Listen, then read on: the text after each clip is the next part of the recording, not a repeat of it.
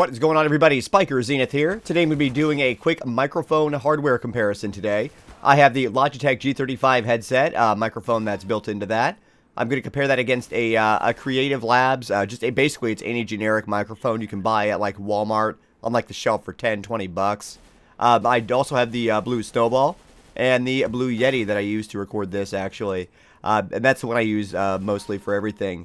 So I did not adjust any of the audio quality for this video at all. It's basically because I want you to be able to hear like how these microphones are when you first plug them in. And some people just plug a microphone in and just start using it, like in games, voice over IP, and things like that. And it's really, really hard to judge how loud or soft you are if you aren't having like any sort of feedback from it. Now you can listen to the device, quote unquote, but that just gives you kind of a general idea as to how you sound, and it's not a bad idea to do that before you jump in any voice over IP or gaming sessions. So without any further ado, we're going to go ahead and compare these 4 microphones, and I will talk to you later. Okay, and this is the audio quality of the Logitech G35 headsets microphone. This is not it's not a bad microphone, but you do have to turn it down quite a bit. If I crank this up all the way, as you can see the slider over here on the right, it does show that it's at plus 20 decibels. So let's go ahead and crank that up. Put it at 100. That's insane. Sorry. I know I hurt people with that. I apologize. But if you adjust this microphone, it's fairly decent, and the audio quality isn't terrible, as you can hear. So let's go ahead and compare that to a generic microphone. Okay, and as you can see, this is the generic microphone. It's a little Creative Labs thing. It's supposed to like clip on your shirt. I have no idea what the model number of this is. But it's just as good as anything you would find like at Walmart on the shelf for like $5 or $10. So let's go ahead and crank the volume up here. As you can see, the volume's up all the way. The microphone boost, however, is an option.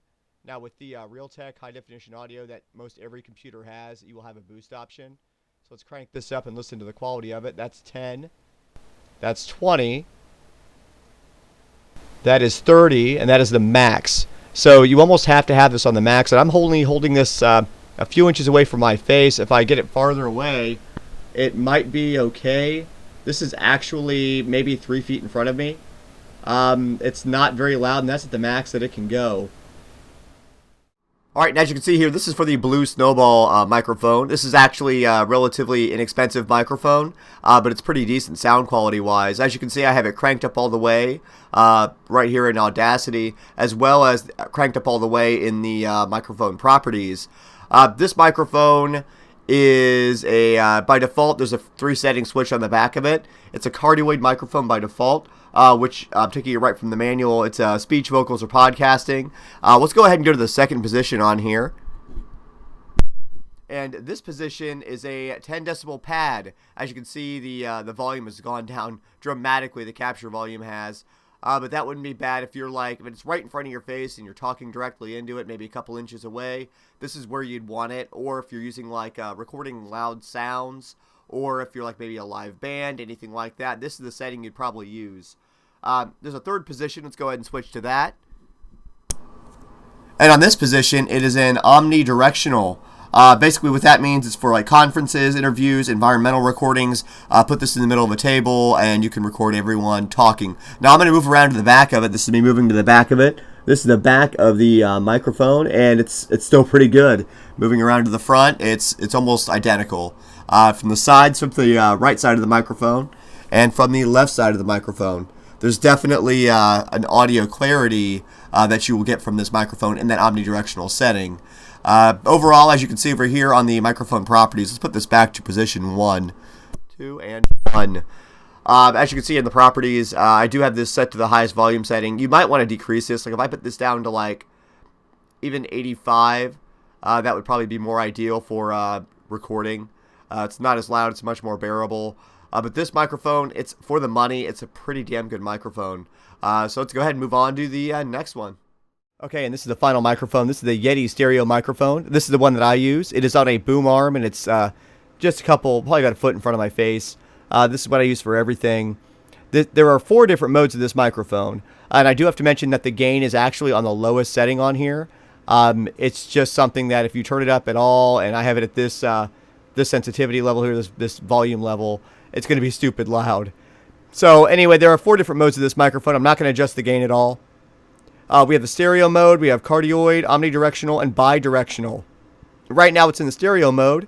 What that's going to do is pick up the left and right channels to basically capture everything around you. On their website it says it's good for recording acoustic guitar or a choir. So that'd be what you'd use that for. Let's go ahead and go to the cardioid mode. Alright, in this mode, it would be good for like a podcast, or, you know, if you're recording like your YouTube content. This is what I use to record anything, because it's just me. I don't want to hear any of the noise in the background. So this is the mode that I use the most often. So let's go ahead and crank over to the next one. This is going to be the omnidirectional mode. Alright, in omnidirectional mode, it would be equal sound from all around the microphone.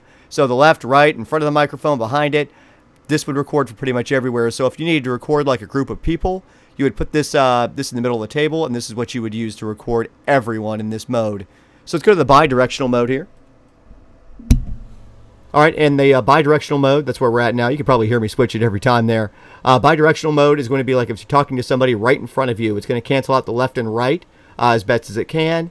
And it's basically going to be a one-on-one conversation if you're doing an interview. This is the mode you would use. So let's go ahead and flip it back to the cardioid mode. Alright, and as you can see, these microphones are vastly different. Even just a generic $10 microphone really can't compare to a Yeti, Blue Yeti, rather. This Blue Snowball is really quiet. I was really surprised by that, actually. I expected that to be halfway decent, and there's really not a lot of options. These microphones don't come with any software. You just plug it in and it works. So you have to rely upon programs like Audacity here to basically do what you want to do with it.